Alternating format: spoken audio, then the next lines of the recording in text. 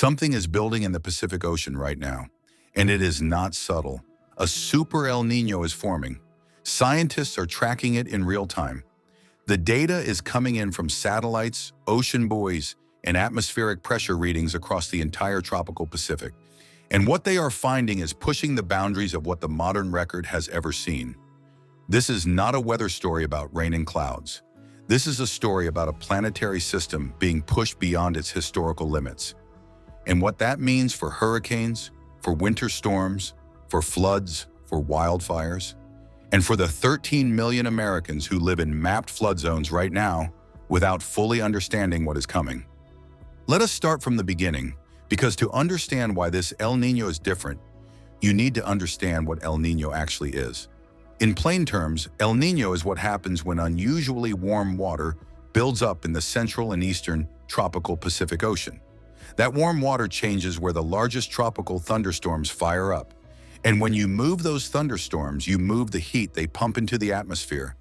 And when you move that heat, you change pressure patterns, upper-level winds, and jet streams across the entire globe, sometimes thousands of miles away from the Pacific itself.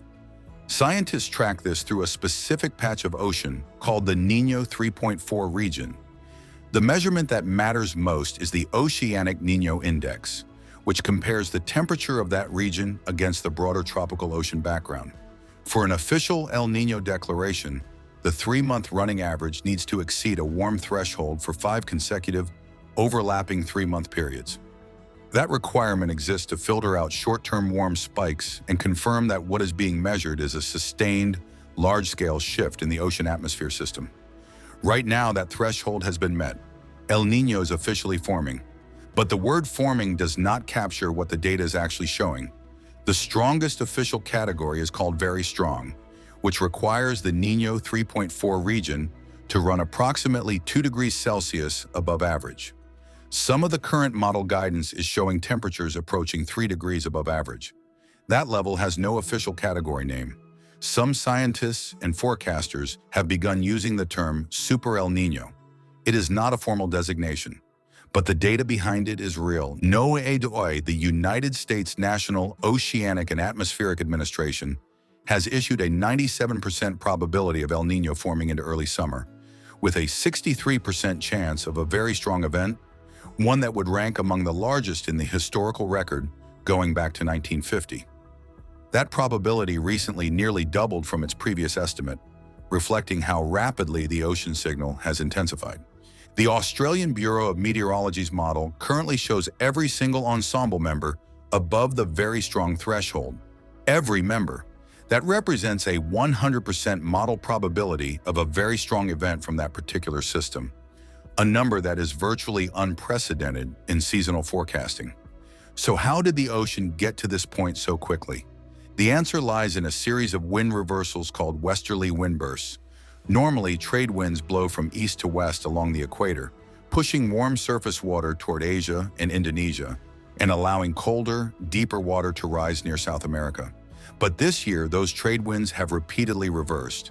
When they flip, they push warm water back east toward the Americas instead. One of the most significant bursts this season was amplified by typhoons positioned to both the north and south of the equator simultaneously, essentially funneling westerly winds together with compounding force, like 2 large fans pointed down the same corridor.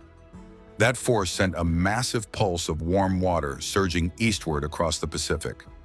This pulse is called a downwelling Kelvin wave, not a surface wave, but a slow, broad movement of warm water traveling along and just below the ocean surface for thousands of miles. By mid-May, sea levels near Peru were running more than 15 centimeters above average, and water temperatures in some regions beneath the surface were running 3 to 4 degrees Celsius above normal. That is an enormous reservoir of heat sitting in the ocean, and it has not finished building. Now let us talk about what this means. Starting with hurricanes. The relationship between El Niño and Atlantic hurricane seasons is one of the most well-documented patterns in climate science. When El Niño shifts warm water and thunderstorm activity into the central Pacific, it strengthens upper-level winds over the Caribbean and Atlantic. Those stronger upper-level winds create wind shear, the change in wind speed and direction as you go up through the atmosphere. Wind shear is the single most effective natural suppressor of hurricane development.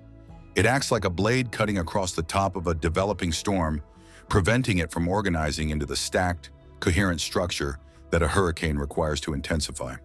The official forecast from the National Hurricane Center currently projects a below-normal Atlantic hurricane season. 8 to 14 named storms, 3 to 6 hurricanes, and 1 to 3 major hurricanes. Compare that to a normal year, which averages 14 named storms, 7 hurricanes, and 3 majors. The numbers are lower across every category, but lower numbers do not mean no danger. This is the part that matters most for anyone living along a coastline. El Niño shear does not operate at full intensity every single day of hurricane season. It fluctuates. And in the gaps, when shear relaxes for a few days and a tropical wave or a warm patch of Gulf water happens to align at the same time, a storm can develop and intensify very quickly. Gulf of Mexico storms in particular can form and reach dangerous intensity with significantly less warning time than storms that develop far out in the Atlantic and track across the ocean for days. History makes this point clearly. In 1992, the Atlantic hurricane season produced only 7 named storms, one of the quietest seasons on record. One of those storms was Hurricane Andrew. It made landfall in South Florida as a Category 5 hurricane, killed 65 people, and caused the equivalent of more than $26 billion in damage. A below-normal season delivered one of the most catastrophic hurricane landfalls in American history. Lower odds overall, but the consequences if one storm forms near you do not diminish with the seasonal average.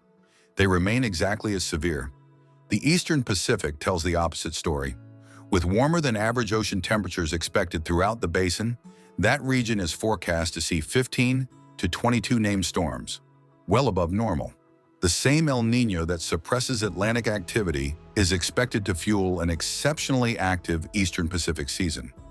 Now let us talk about winter, because for most people watching this, the winter signal from a Super El Niño will be the most directly relevant part of this story.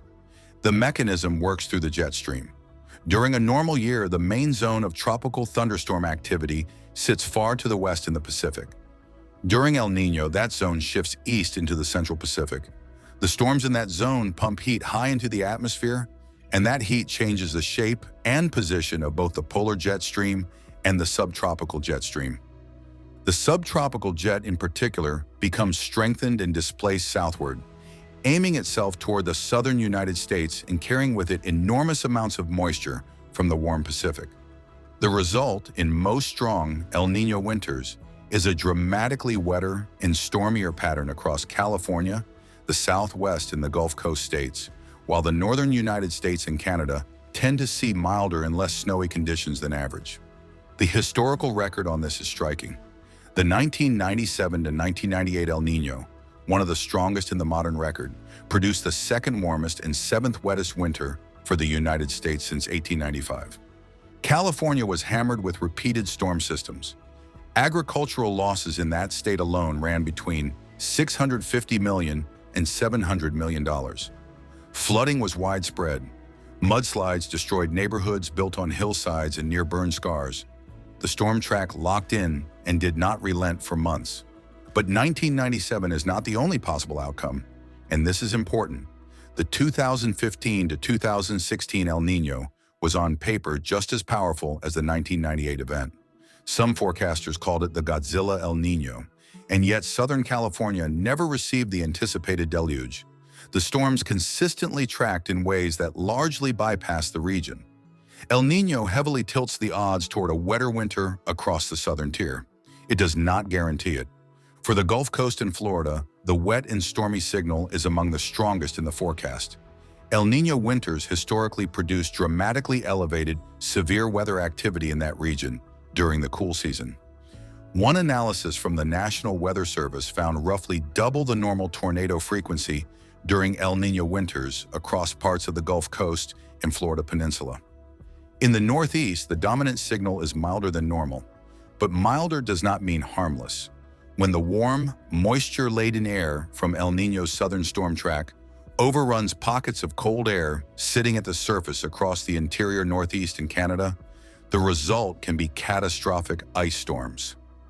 The 1998 ice storm that devastated northern New England, upstate New York, and eastern Canada, leaving millions without power for weeks, collapsing roofs under ice weight, killing dozens, occurred during an El Niño winter. Now, the question that is generating the most alarming content across social media right now is whether this event represents a genuine civilizational threat. Some of the viral comparisons point to the 1877 El Niño, during which historians estimate that between 19 and 50 million people died worldwide from famine, drought, and associated disasters. That event was real, it was catastrophic, and El Niño was a primary driver. But the mechanisms that made 1877 so deadly, colonial food systems, zero early warning capability, no international disaster response infrastructure, agricultural systems with no resilience to climate variability, do not map directly onto the developed world in 2026. Modern forecasting allows governments and individuals to see these patterns months in advance. Global food trade provides buffers against regional crop failures. Emergency response systems exist at scales that were unimaginable in the 19th century. That does not mean the hazards are not real. 13 million Americans currently live in mapped 100-year floodplains. Wildfire risk in California is elevated in years with strong El Niño winters because heavy winter rainfall drives explosive vegetation growth that becomes extreme fire fuel the following summer when conditions dry out. The 1997 to 1998 El Niño winter that flooded California contributed to conditions that made subsequent fire seasons more dangerous. The risks are real. The apocalyptic framing is not the right frame for them. What is the right frame is preparation, flood insurance, evacuation plans that are reviewed before a storm forms, not after. Drain maintenance before the winter storm season. Awareness of mudslide risk near burn scars. For anyone on the Gulf Coast or in the Southeast, understanding that a below-normal hurricane season does not mean a safe season, and that the gap between a developing storm and a landfall can be measured in days or less. A Super El Niño does not arrive as a single catastrophic event. It arrives as months of a system under elevated stress, producing more extremes, more frequently, in more places at once. The historical record shows what that looks like when it locks in. The ocean has made its move. The atmosphere is responding. The signal is building. Subscribe and turn on notifications, because this story is going to develop through hurricane season, through winter, and into next year, and you will want to follow it in real time.